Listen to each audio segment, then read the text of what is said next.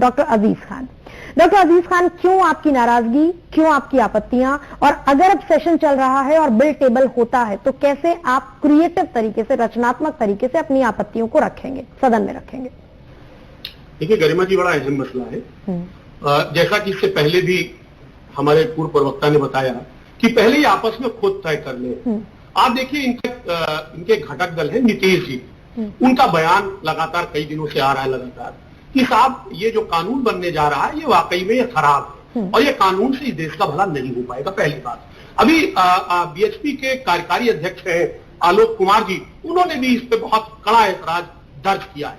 दूसरी बात मैं आपको बताना चाहूंगा कि यही केंद्र सरकार है, इसने सनी उपाध्याय के केस में बाकायदे हलफनामा दिया सुप्रीम कोर्ट में कि ये जो कानून है ये कानून यहाँ पे लागू ना किया जाए क्योंकि इस कानून से भला देश का नहीं होगा। यानी खुद ही कंफ्यूज है। दूसरी बात मैं आपको बताऊं, राजस्थान में वसुंधरा राजे सिंधिया की जो सरकार है वो 2016 में ये कानून लागू हुआ और जो प्राविधान है यानी उसी का नकल करके यानी सरकारी नौकरियों में और तमाम तरीके की चीजों पर प्रतिबंध लगाया गया। उन्होंने 2018 में कैबिनेट में प्रस्ताव पारित करके और उसको बाकायदे उसको निरस्त कर दिया। यानी कहने का मकसद सिर्फ हमारा ये है कि जिस तरीके से हुहल्ला हो रहा है वो हुहल्ला सिर्फ एक हड़बड़ाहट में फैसला लिया जा रहा है। हड़बड़ाहट में फैसला है, ठीक है, हड़बड़ाहट में फैसला है।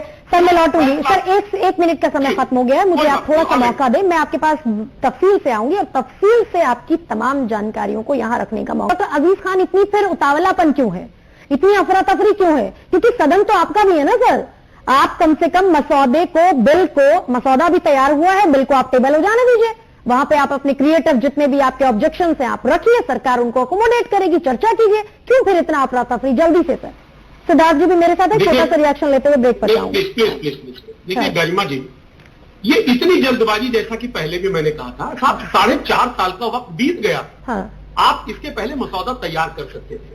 7 साल से आप केंद्र सरकार में हैं, आप मसौदा तैयार कर सकते थे और आपस में चर्चा कर सकते थे, सर्वदलीय बैठक करके उसमें आपस में डिस्कस करते, लेकिन वो नहीं किया आपने। जब 6 महीने चुनाव के रह गए हैं तो साहब मसौदा तैयार कर रहे हैं और वेबसाइट पे डाल रहे हैं। साहब मित्तल साहब कह रहे थे वेबसाइट पे, भाई गांव का आदमी वेबसाइट पढ़ता है क्या, खोलता है क्या? कौन लोग वेबसाइट पे अपनी सुझाव देते हैं ये मित्तल साहब को ही पता है। देखिए ये चुनावी स्टंट है। अभी साहब कह रहे थे साहब संकल्प पत्र में जो वादा किया था वो पूरा कर रहे थे। अरे भाई संकल्प पत्र में तो 6 एम्स बनाने का भी वादा किया था, हमने 25 मेडिकल कॉलेज बनाने का भी वादा किया था, युवाओं को लैपटॉप देने का भी वादा किया था, आपने गन्ना किसानों का भुगतान 14 दिन में भी कहा था। बहुत वादे थे, बहुत वादे किए थे। चलिए ठीक है, मेरे साथ हैं डॉक्टर अजीज खान। आपके सांसदों को क्यों लगता है सर इस डिबेट में जितने भी लोग पैनलिस्ट हैं, मेरे साथ सुरेंद्र जी हैं, इसके अलावा जस्टिस एएन मित्तल मेरे साथ हैं और सिद्धार्थ मिश्रा जी भी मेरे साथ हैं, किसी को नहीं लगता कि स्पेसिफिक कम्युनिटी को टारगेट करने की कोशिश है? आपको, आपके सांसदों को, आपकी पार्टी के लोगों को ये क्यों लगता है?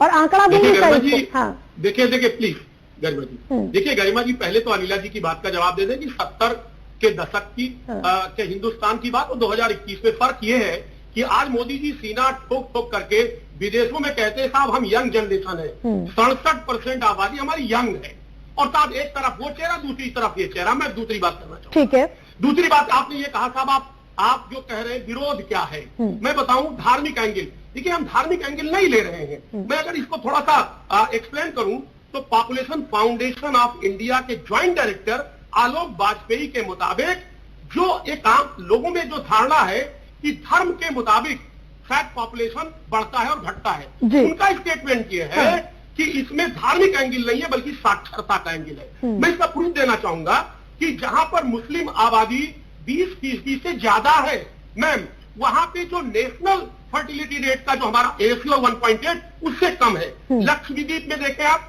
96% मुस्लिम है, वहां पर प्रजनन दर 1.4 है। जम्मू एंड कश्मीर में 68% मुस्लिम है, वहां प्रजनन दर 1.4 है।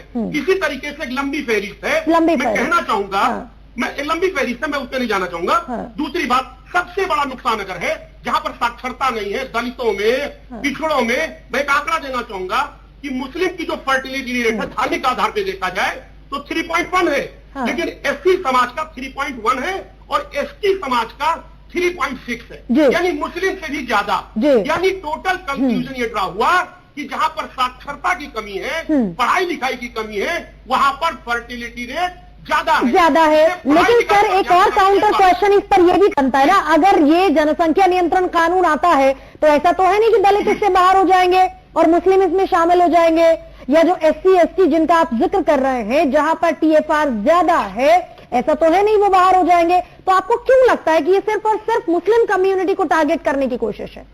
ये मेरा प्रश्न है। हाँ, बिल्कुल नहीं लगता। आपके सांसद कह रहे हैं सर, आपने शफीकुर रहमान बर्क साहब को नहीं सुना, आपने ST हसन साहब को नहीं सुना, आपके सांसद कह रहे हैं सर, गिनती के 5 तो सांसद हैं तो उनकी भी तो सुनिएगा ना। मैं उसी मुद्दे पे आ रहा हूँ।